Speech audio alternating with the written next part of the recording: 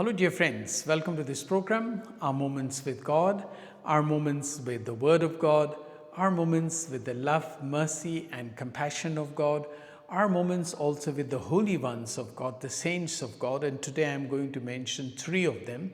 Of course, some of my Protestant friends on the channel, they don't like when I speak about the saints that the Catholic Church honors because according to them, they are dead and overdone with. But they forget that these are the great testimonies of how pious life they lived and how they achieved that level of sainthood. But that's all right. That is their understanding, and their theology is different from the Catholic theology. So we leave it at that, but I just want to say that they should not get offended, and I invite you also to share the videos with others and ask your friends and families to subscribe to the channel. So today, the church first of all remembers one Saint Paulinus of Nola. He became the Bishop of Nola. Nola is a place in southern Italy. This Saint Paulinus was born actually in Gaul in France at that time. Then he was married, but because of the death of his son at a young age, he had an experience of conversion. So he and his wife Teresa then went to Spain in Barcelona, and of course lived a very pious life, became a monk, and then later on he was appointed as a bishop of Nola in Italy. He came back there and he gave all his property and that of his wife to serve the poor. So much so there is a legend that he once sold himself as a slave to rescue the son of a mother. So this is how far the holy people can go, and this is a testimony of these people.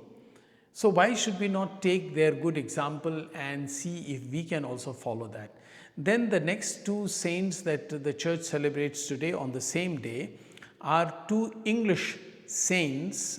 Saint Paulinus of Nola, lived in the 4th and 5th century, and he was in correspondence with great people like Saint Augustine and Saint Jerome.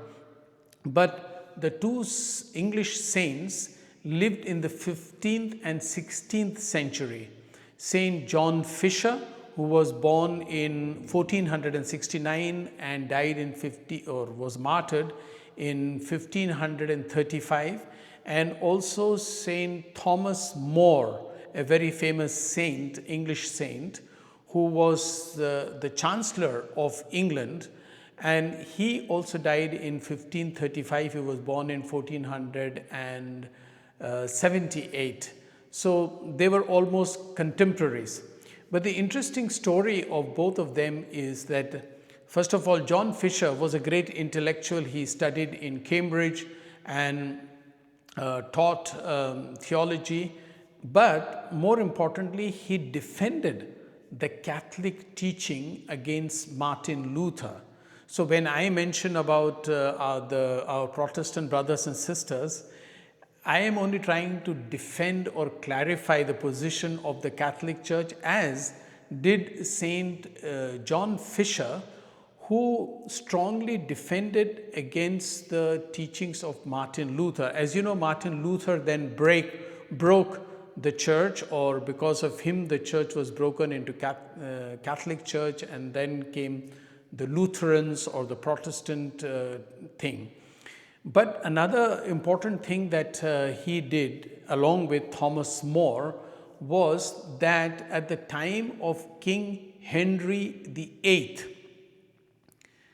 King Henry VIII wanted to have the annulment from his wife Catherine of Aragon, and John Fisher refused to accept that annulment because it was against the Catholic Church, teaching of the Catholic Church.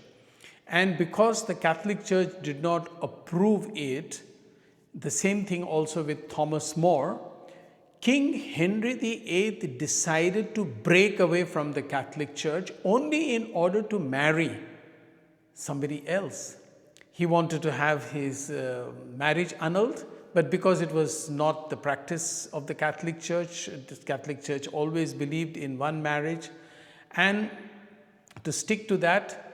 Now, of course, things are changing. Now, the understanding is different and all that. So, that time, both Thomas More and John Fisher refused to accept the annulment of a king. So, they were subjects to the king. King was above all, but they had the courage and conviction that what they held as the truth of the Catholic Church was more important than what the practice that the king was beginning to introduce.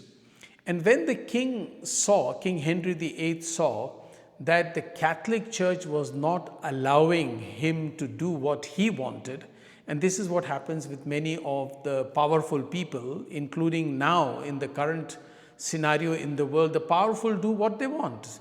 Whether you take examples of the President of America or the Prime Minister of India or of Turkey or whatever, these are mighty people like that time. So we are not talking politics. See, politics gives birth to people who can stand for truth. It proves their faith, like in the case of John Fisher and Thomas More. Both of them stood against the then king. It was politics.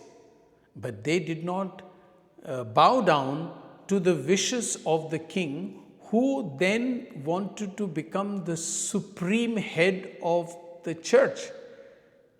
Then he became the head of the Anglican Church or Church of England, because he broke away with the Catholic Church only because he had the power. He was the king of England, so he could do what he wanted. He wanted to marry another woman, get annulment from Catherine of Aragon, which was not allowed by the church. So he could do wrong, and in order to cover up his wrongdoing, he went to the extent of beheading, killing John Fisher and Thomas More.